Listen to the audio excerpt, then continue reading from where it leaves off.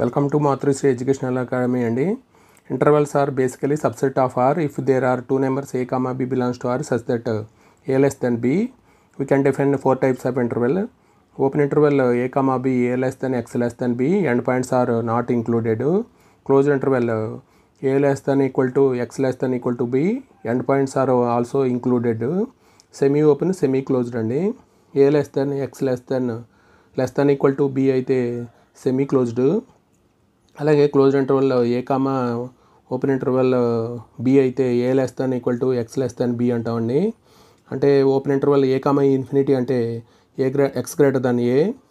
Closed interval a comma infinity అంటే x greater than equal to a. అలాగే open interval minus infinity comma b అంటే x less than B.